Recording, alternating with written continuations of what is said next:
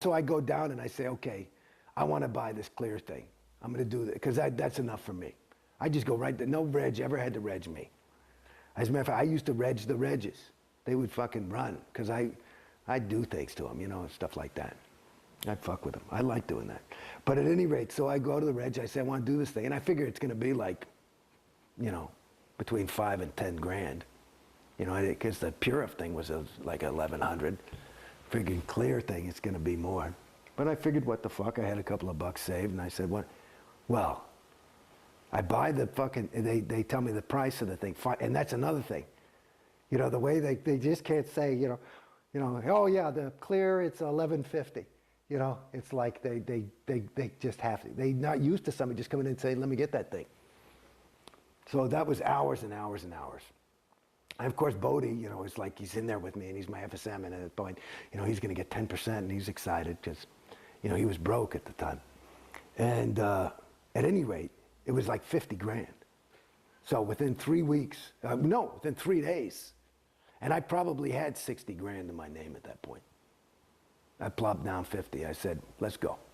That's a huge commitment. Well, and so everybody fell in love with me, and David Miscavige called me, and all that. Everybody, they started, you know, he wrote me a letter and all this shit. And, you know, everybody's got all this excitement about me.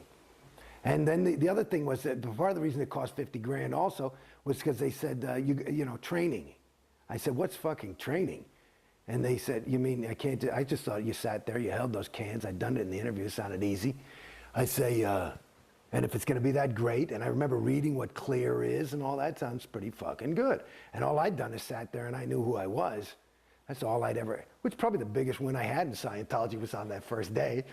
At any rate, so I go to, then they sell the training. I said, what's that? Well, you learn to be an auditor. I said, listen, you know, I'm an actor, I'm not an auditor. You know, that's cool. You know, blah, blah, blah, and they're trying to get me to do this thing and buy a fucking e-meter. And I, you know, 3,000 what for that fucking thing? It looks like a fucking transistor radio.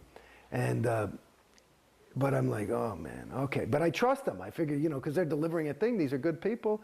You know what I mean? And I'm also looking at these people, and it's these decent people. They're decent, and I'm trusting. So, and they are. And so they sell me the training. They tell me, finally, the only reason I bought the training, they said it's half the wins. Oh, so you, in order to get the wins of the auditing and really going clear, you have to be trained. I said, well, then give me the training package. So I bought a class 5 training package because they said you had to be trained as trained as you're clear. And I said, what's a clear guy? So a class 5. Now, you should know that a lot of people fall for this sales thing. And there is probably, I would guess, my guess is conservatively is there is probably $500 million, is my guess off the top of my head, of unused training that has been bought. People buy it, but they can't confront it. They can't face it without flinching. Okay? Me, I'm a class 5 auditor. I fucking did it. I liked it. I thought it was cool. I actually got a lot of wins out of that shit. So that was part of another reason why people liked me, because I was actually doing it. I didn't mind going on. I would quit. I'd say, I don't want to go on that audition. I'm going on course. You know, I was here to go clear. I figured I can do this in about 5-6 months. What the fuck, you know? Let's go. And I basically did that. You know, I'd stop to do a little bit of stuff to pay the rent, but basically I was in the org from 8 in the morning. I had my own auditor, and she just audited me all day. I got all the other PCs off her fucking line, and I just went clear. Well, I actually went through my grades. It turned out I was a past life clear. That's why I was so able. And well, explain what that concept is, of past life clear. Well, what is that? Oh, dear God. Past life clear. Well, in other words, you know, I was born in 1960. Scientology was developed in 1952, but the LRH was doing Dianetics.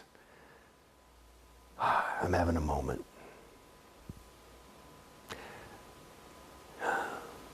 See, this is part of the moments of coming out of Scientology, for me at least. I I think it might be something common to a lot of people, but there are moments where you just feel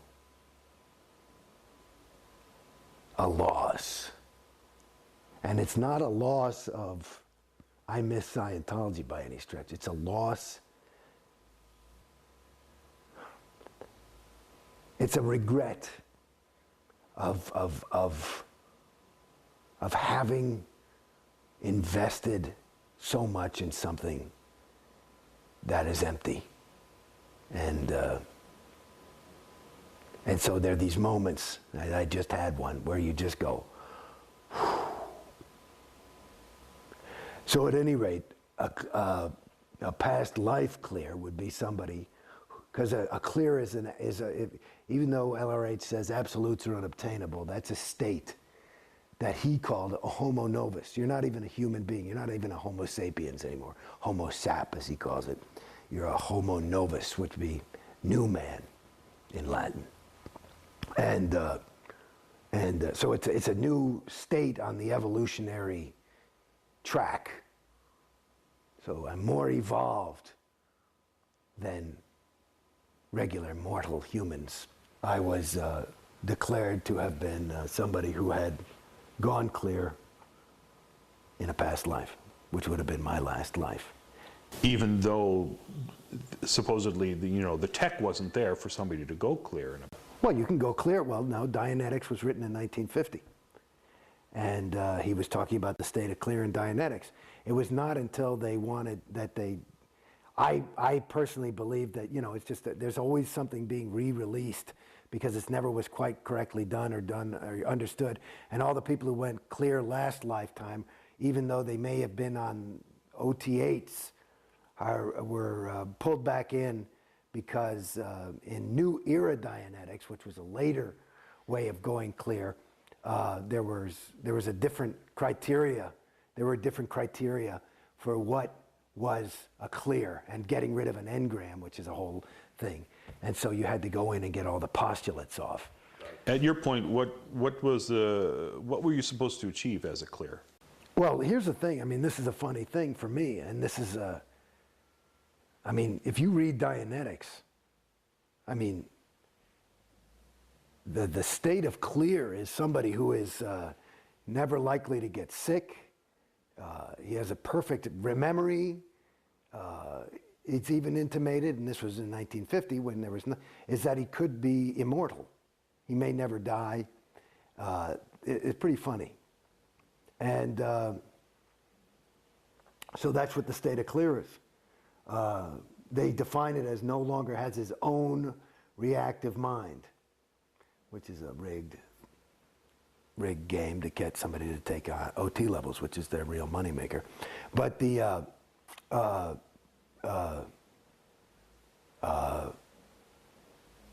what? Oh, so I don't know. So clear. So, but like I said, there's a guy on the internet apparently who's saying, I'll give you $1 million if you can demonstrate OT. I'll give $1 million to anybody who can demonstrate clear. There's no fucking clear. There's no clear. There's no clear. Just looking in Dianetics, there's no clear. Clear is basically, what are you kidding me? Clear. So I was like, if I get this, that's what I was going for.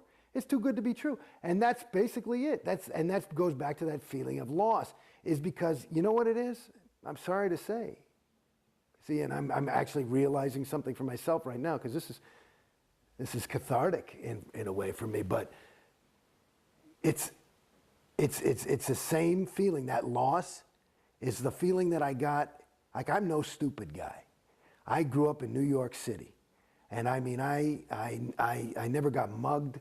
I know, and I've been through some serious bad neighborhoods. But I remember one time I was living on my own down in the village, and I saw this guy running across the street, and he had like a VCR. This is back when VCRs were a new thing, like a plasma TV or something.